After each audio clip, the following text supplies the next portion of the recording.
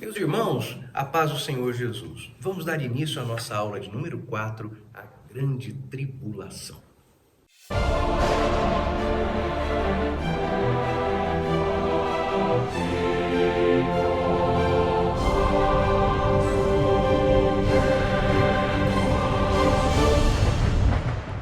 Nós agora vamos estudar a primeira parte da 70ª semana do profeta Daniel.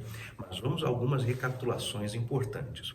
Quando o profeta Daniel recebeu de Deus essa profecia, ele entendeu, e é muito óbvio e claro, embora muitas pessoas tenham medo das profecias escatológicas, pensando serem elas de tão difícil interpretação, ele recebeu do Senhor, e fica claro pela leitura do texto bíblico, que estavam determinadas 70 semanas, no transcurso das quais alguns eventos muito importantes haveriam de acontecer. O grande mérito desta profecia, não que as outras profecias bíblicas não disponham, não contem com o mesmo mérito, mas que no caso das profecias de Daniel é algo realmente muito relevante, muito aparente, é que a profecia de Daniel, especialmente das 70 semanas, é a profecia bíblica cujo recorte temporal é mais precisa e facilmente notável. Existe dentro da hermenêutica bíblica uma lei chamada perspectiva profética. O que significa isso? Que o profeta, ao receber uma mensagem do Senhor, talvez não consiga discernir de imediato e pronto qual é a data, qual é o período em que aquilo se vai dar. Observe bem que o próprio profeta Daniel estava sujeito à lei da perspectiva profética, porque ele pergunta e quer saber quando destas coisas. E o próprio Deus diz-lhe, Daniel, tu irá até o fim dos teus dias, quer dizer, não é para o teu tempo. Mesmo assim, ainda que se conte para a profecia de Daniel, esta lei da perspectiva profética, as suas profecias são, dentre as profecias bíblicas, aquelas cujo recorte temporal são mais facilmente determináveis. O que sempre levantou contra o profeta Daniel, contra o seu livro, algumas acusações que, lógico, nós sabemos não constituem em si em verdade. Uma dessas acusações é a que o livro do profeta Daniel não é uma profecia, mas uma crônica. A diferença é que a profecia é a antecipação dos fatos, enquanto que a crônica é o seu registro mediante o acontecimento. Assim, então, o livro do profeta Daniel seria acusado de não ser profecia, mas de ser apenas registro jornalístico. Nós sabemos que isso não é verdade. Trata-se unicamente de uma artimanha dos detratores da palavra do nosso Deus. Então nós temos que o profeta Daniel recebeu do Senhor a revelação da determinação de 70 semanas. Nós vamos fazer algumas contas agora, muito simples, se você quiser tomar a sua calculadora. Essas 70 semanas estão divididas em 3 períodos bem distintos. A primeira fase, ou primeiro grupo de semanas, é de 7 semanas. Lembre-se que na semana profética, cada dia equivale a um ano. Então, primeiro grupo de semanas tem 7 semanas de 7 anos, isso dá 49 anos. Primeiro ciclo, a primeira fase destas 70 semanas é de 7 semanas, 49 anos. A segunda fase, ou segundo período de semanas, é um período bem mais longo, é um período de 62 semanas. Então, nós temos aqui 62 semanas vezes 7 anos, isso dá um total de 434 anos. Somadas as primeiras 7 semanas, segunda fase de 62 semanas, nós temos um total de 69 semanas. Falta uma para completar 70. Esta uma é a semana que corresponde à grande tribulação, mas que só terá o seu início depois do arrebatamento da igreja, que, claro, você sabe, é um evento cuja data não é conhecida. Mas aí você vai perguntar: como então a profecia de Daniel tem tanta precisão histórica no seu calendário, se a sua última semana não é determinada, não tem início conhecido? É porque, embora a última semana apenas só vá começar depois do arrebatamento, e quanto a este evento ninguém sabe a data, a respeito das outras 69, todo o calendário foi antecipadamente mostrado por Deus. Deus disse a Daniel que entre a ordem para a restauração de Jerusalém e a conclusão destes trabalhos, 7 semanas estão determinadas. Foram 49 anos, exatos e precisos. Você pode querer agora retornar ao estudo dos livros históricos da Palavra de Deus, especialmente o seu final, os livros de Esdras, Neemias e Ester, que é o finalzinho da exposição dos livros históricos, e ali recapitular a respeito das levas dos cativos autorizados a retornarem do seu exílio para a reconstrução de Jerusalém. Depois, finalizada a reconstrução, outras 62 semanas estão ordenadas, a contar da conclusão dos trabalhos até Atos, capítulo de número 1, quando acontece a assunção do Senhor Jesus Cristo ao céu. Lembre-se que o Senhor Jesus Cristo cumpriu o seu ministério terreno, nós vimos isso na aula anterior, dentro do período correspondente às 69 semanas. Cristo nasceu, cresceu, pregou, profetizou, curou, morreu, ressuscitou e foi assunto aos céus dentro do período correspondente a 69 semanas. A assunção de Cristo em Atos capítulo 1 encerra a 69ª semana. Pequeno parêntese, semântico apenas, não se assuste, talvez você se assuste, com o uso da palavra assunção de Cristo ao céu, pensando que esse é um termo relativo à assunção do corpo de Maria ao céu. Assunção, queridos irmãos, significa única e simplesmente, consulte os melhores dicionários da língua portuguesa e você vai ver. Assunção significa promoção, remoção ou elevação à condição superior. Então, Cristo foi assunto aos céus. É a sua assunção ou a sua ascensão. O efeito é o mesmo. Mas retornando às questões teológicas e deixando para trás o português, nós temos então assim divididas as 70 semanas de Daniel. Um calendário profético estabelecido com precisão. Mas não apenas isso é importante, mas também o desdobramento das questões políticas ao longo deste período. Os irmãos devem se lembrar que o profeta Daniel recebeu do Senhor, isto sim é o que é uma boa forma de definir a sua profecia, uma teologia da história, isto é, Daniel viu que estava ordenado pelo Senhor desde o começo até o fim. E esta teologia da história fala-nos, inclusive, da sucessão dos reinos, que está representada naquela estátua que Nabucodonosor viu e cuja interpretação Daniel concedeu pela ação do Espírito Santo de Deus. Essa estátua nos diz muito a respeito do futuro governo do anticristo.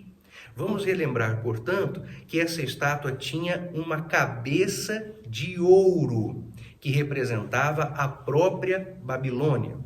Essa mesma estátua tinha os seus braços e o peito de prata, que era o Império Medo-Persa que sucedeu a Babilônia. Também o seu ventre e as suas coxas eram de bronze, e este era o Império Macedônico, o Império de Alexandre o Grande, um império de vida curtíssima, mas de amplitude, velocidade e força. Por isso aparece em outra profecia identificado como sendo o leopardo. As pernas dessa estátua eram de ferro. E essa é a representação política do Império Romano, que era o império que dominava tudo nos tempos do ministério do Senhor Jesus Cristo.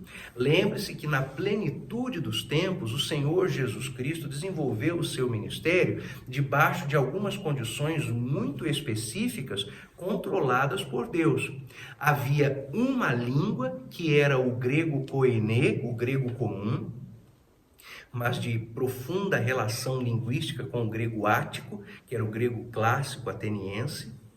Havia uma força política, que é o Império Romano, e havia uma condição para o espalhamento do Evangelho plenamente considerada e permitida, preservada, possibilitada, é a palavra melhor, pela própria existência do Império Romano.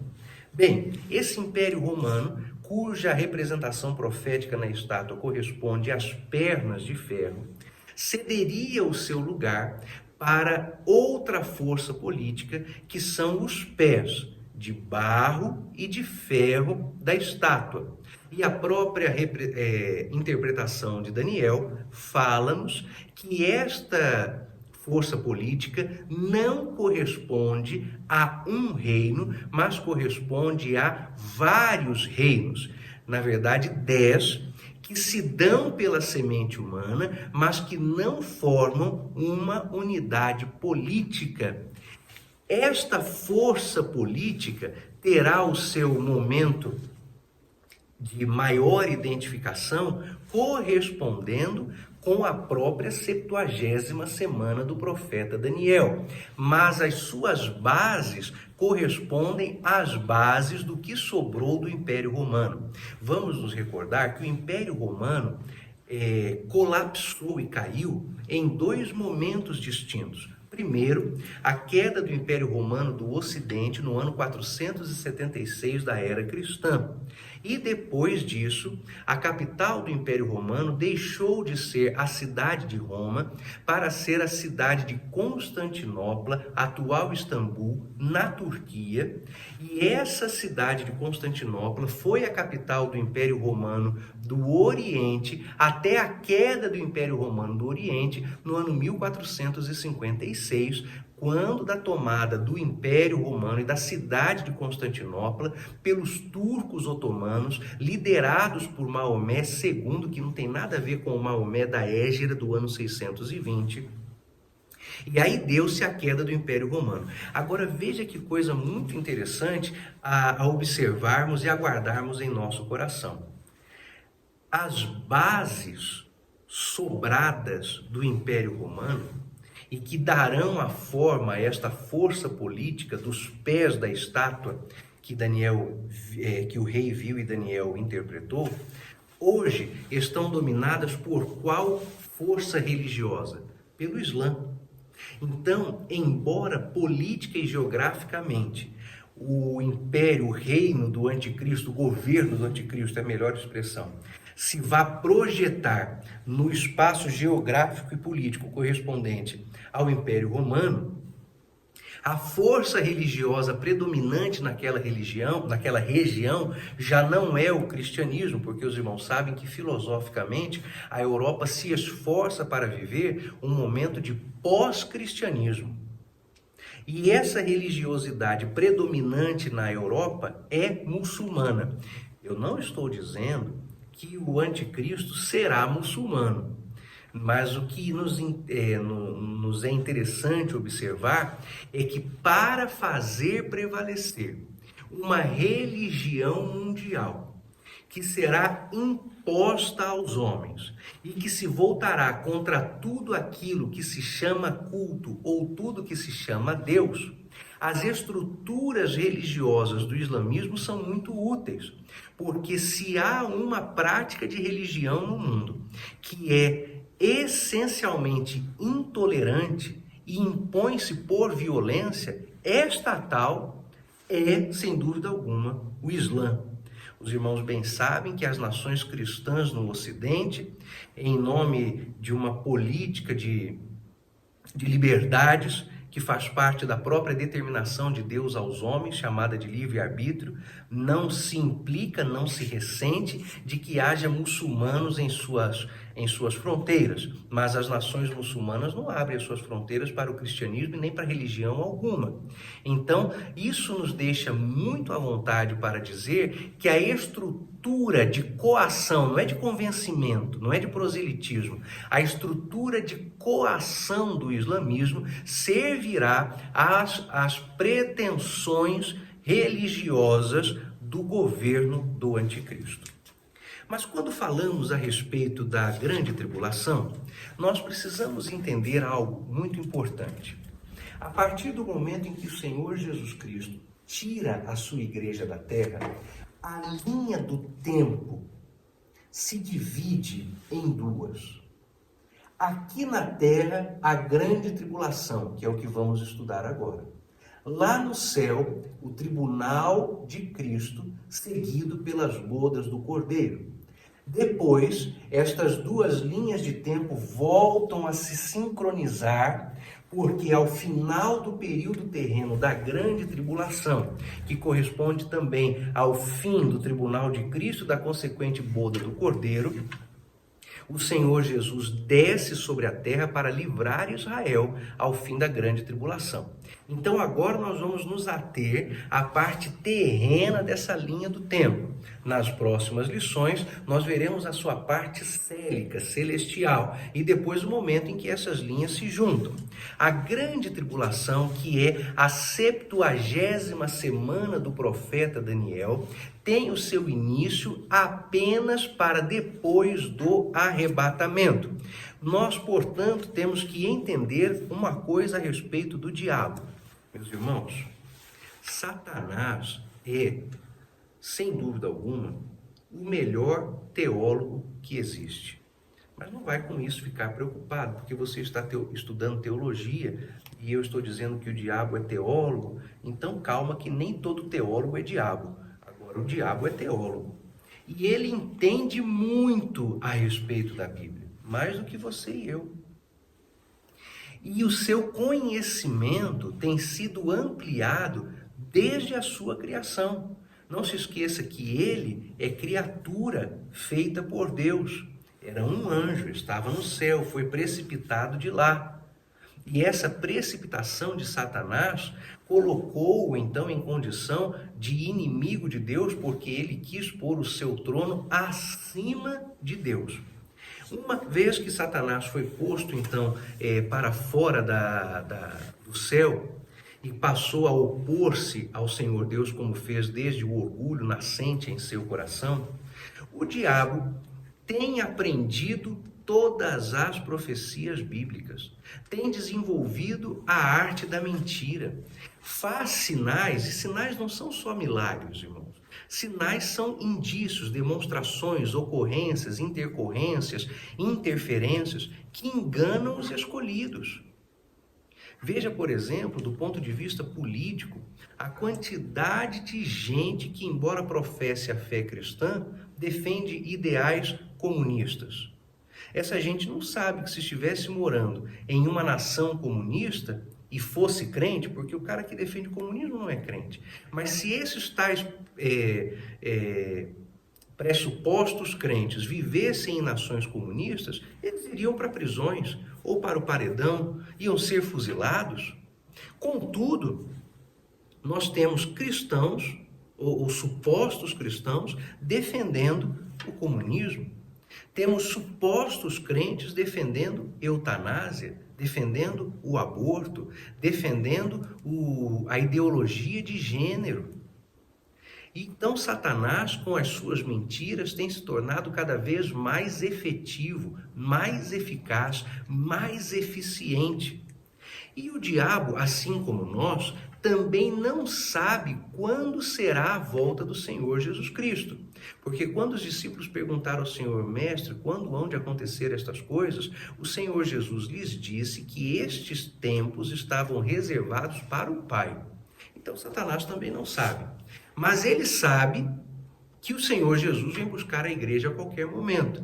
E eu, às vezes, irmãos, penso, e não digo isso para provocar ninguém, mas para despertar a todos nós, que Satanás parece estar mais bem preparado para a volta de Cristo do que nós. Obviamente que o seu preparo é para intenções diferentes. Ele não quer ir morar no céu, ele quer tocar o terror na terra.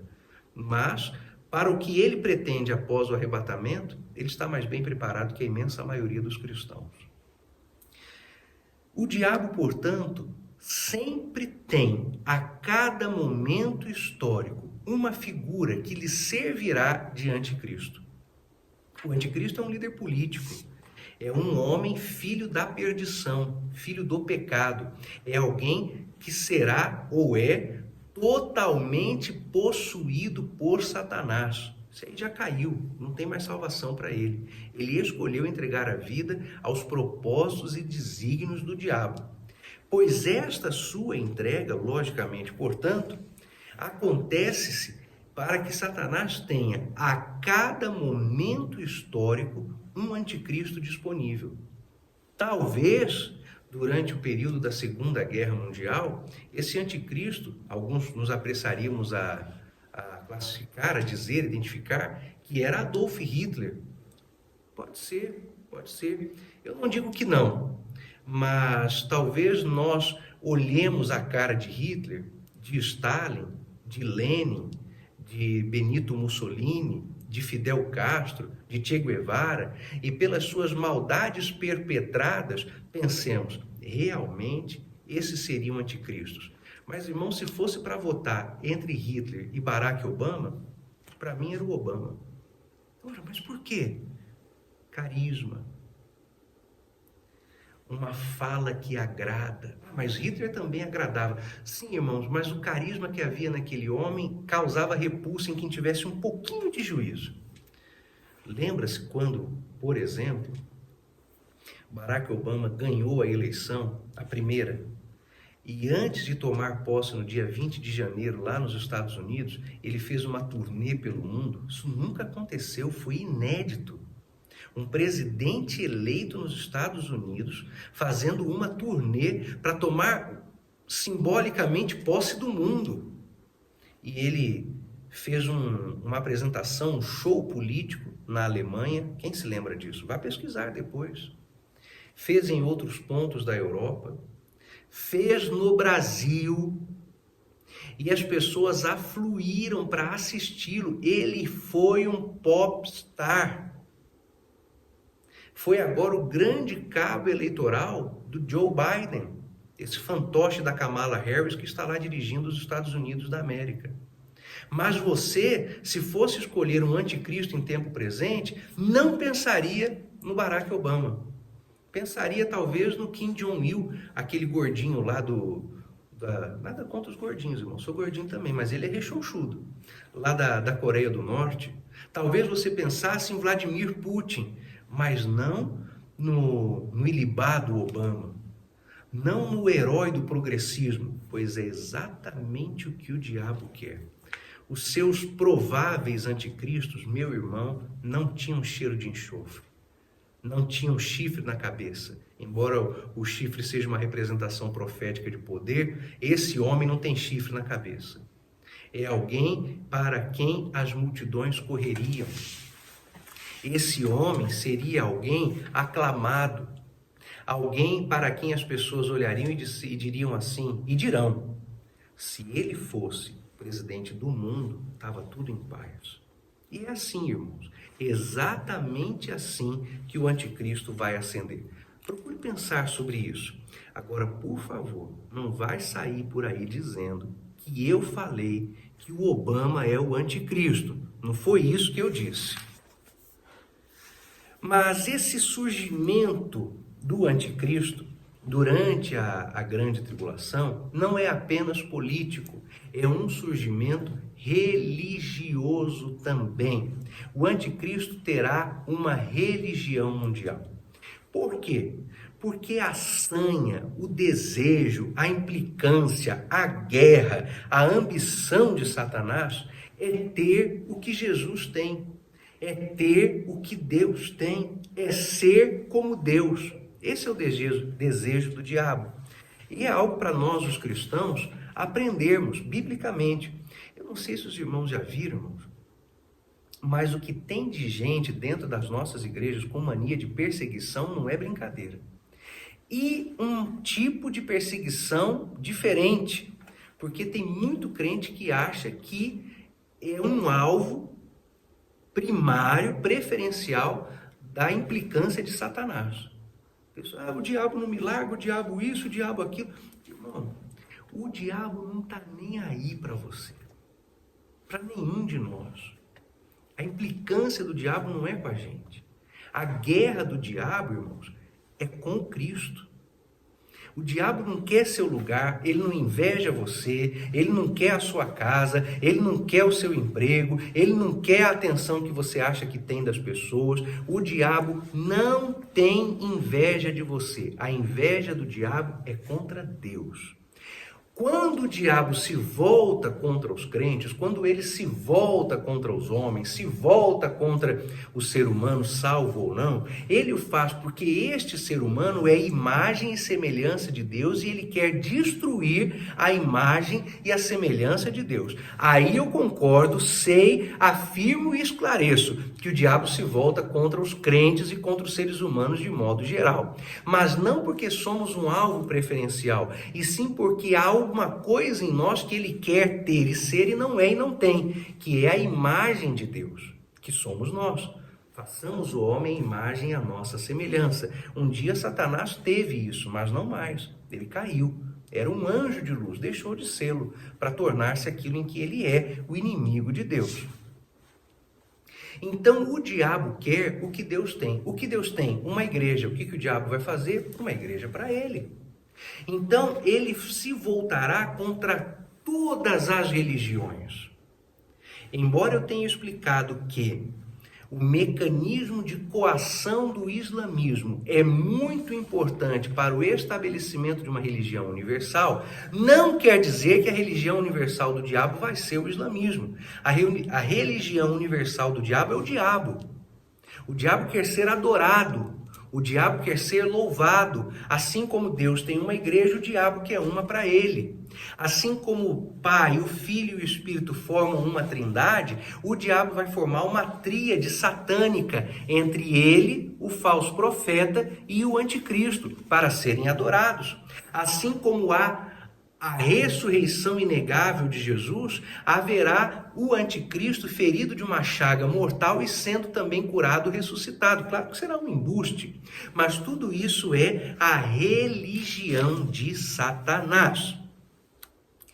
Esta religião vai se instalar mundialmente, mas não se esqueça, geograficamente, a área que corresponde a sede do governo do anticristo é o que sobrou do Império Romano, é o próprio território do continente europeu.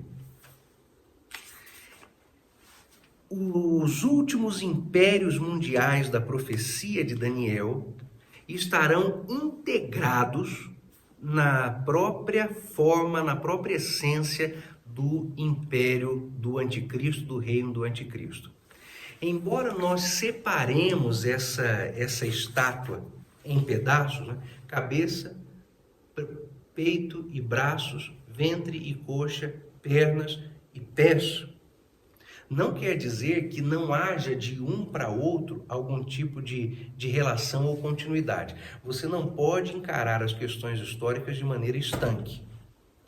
O que foi a ascensão do Império Persa? Foi a tomada das estruturas do Império Babilônico.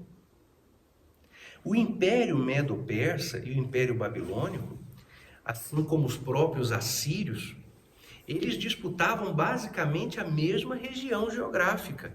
Era um tentando sobrepujar ao outro, especialmente no que diz respeito à anteposição de Nínive e da Babilônia. Vez por outra, eles se alternavam em poder, assírios e babilônicos. Pois então esses impérios vão caindo e se sucedendo, e as suas estruturas políticas, religiosas, culturais vão sendo incorporadas uns pelos outros. Por exemplo, o vasto império, vasto e instantâneo, né? Foi igual miojo, irmão. 3 minutos estava pronto, mas acabou rapidinho também, que é o império de Alexandre o Grande. Aos 33 anos, esse homem já tinha governado todo mundo, dominado todo mundo conhecido de sua época. Ele foi do Mar Egeu até a Índia, dominou a Europa, o norte da África. É por isso que toda essa região falava, e por isso o evangelho pôde ser pregado, o grego, porque ele ia avançando, deixando os seus líderes militares pelo caminho, estabelecendo politicamente, culturalmente, com o espalhamento da cultura grega. E aí nós vemos, por exemplo, que o Império Romano, embora tenha vencido militarmente o Império Grego, foi culturalmente dominado pelos helênicos. Então, nessa sucessão imperial, nessas sucessões de governos, algumas estruturas são preservadas e transmitidas de um lugar para o outro. Então, os dedos de barro e de ferro dessa estátua mantêm características presentes em toda a estátua. O seu dedo é você, não é, meu irmão? Se eu beliscar o seu pé, você não vai gritar de dor? Eu vou beliscar o seu pé, mas é a sua cabeça que vai dizer, ai! E a cabeça está tão longe do pé, mas sente a mesma dor. Quer dizer que as essências que havia em cada etapa, em cada pedaço dessa estátua, estão presentes lá nos dedos também. Portanto, esse reino do anticristo tem a pujança, mas tem a pedância da Babilônia, tem a velocidade da Macedônia, a brutalidade de Roma. Vai se estabelecer em menos de 3 anos. Quando o Senhor Jesus tomar a igreja da terra, em um período curtíssimo, o anticristo vai reinar, vai ser ovacionado e estabelecerá 3 anos e meio de falsa paz. Irmãos, a velocidade com que isso acontece só é possível e permitida por causa dos avanços tecnológicos que nós estamos vivendo e presenciando em nossos dias. Quando chegarmos à nossa aula de número 5, veremos a continuidade e os desdobramentos da grande tribulação. Na aula de número 6, falaremos a respeito dos aspectos da segunda fase, da segunda volta do Senhor Jesus. E assim vamos descortinando o Apocalipse. Uma nota de explicação: você está habituado nessa lição, desde a aula de número 1, àqueles conteúdos que eu tenho lido para os irmãos, que são preparados pelo pastor Cláudio Honor de Andrade. Contudo, nessa lição de número 4, eu ministrei aos irmãos, não um conteúdo preparado pelo nosso consultor teológico, o pastor Cláudio Honor, mas uma exposição de minha parte mesmo. Mas nas lições subsequentes, nós teremos alternância desses conteúdos, aqueles que eu ministrarei aos irmãos explanando e aqueles que ministrarei aos irmãos fazendo a leitura dos conteúdos. E pode até ser que para alguma lição nós tenhamos o equivalente a 2 aulas, uma de explanação e uma de leitura. Assim você terá um conteúdo realmente muito rico na nossa matéria de escatologia bíblica. Deus revela o futuro. Até a nossa próxima aula, em nome de Jesus.